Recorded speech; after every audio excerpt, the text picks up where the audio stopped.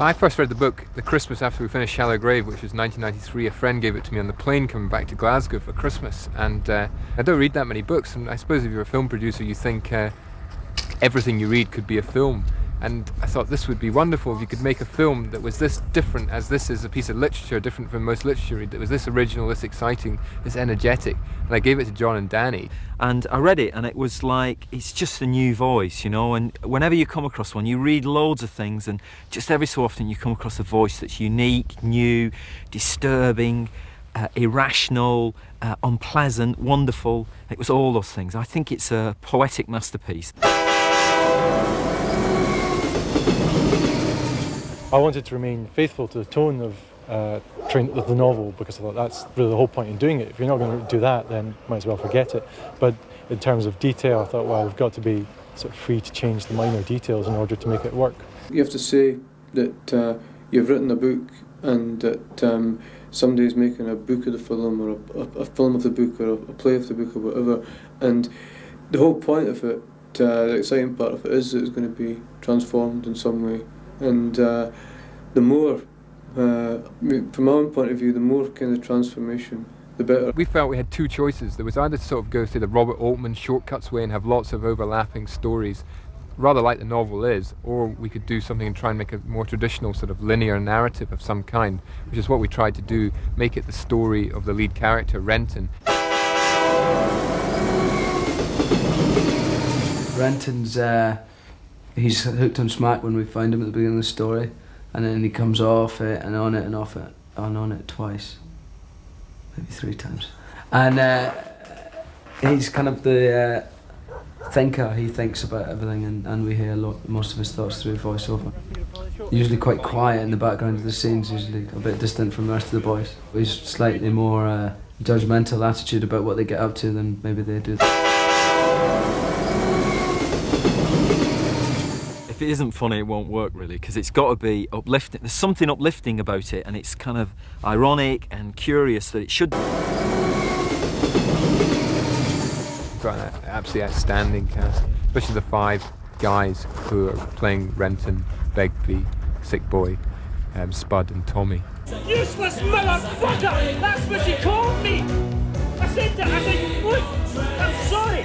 The thing happened. Let's put it behind us. I see Tommy as just, as I say, potentially just going to be a normal straight guy. He's into going to the gym. He's into shagging mainly. That's his main thing. He's into shagging Lizzie, his girlfriend, and I suppose he's seen as the straightest out of the 5 of them. Spud is a narcotics enthusiast.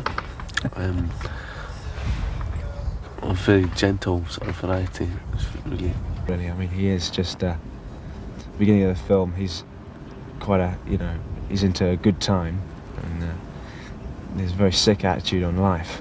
Well, I play Begbie, Franco Begbie, who's I suppose can only be described as the main psycho of the piece.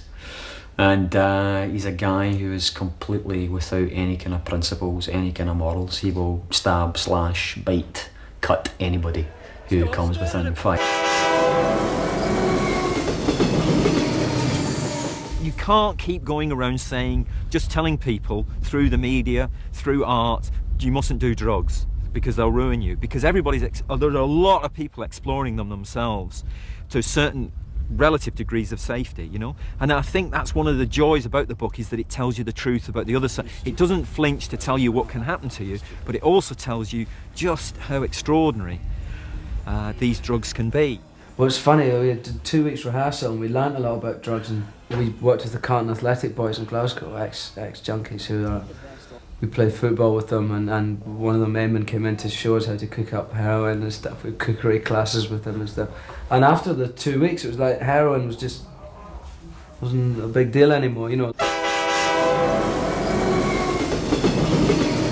It gives us complete control to create our own sets. That's the thing. It gives us control over the space. We can film day for night, night for day.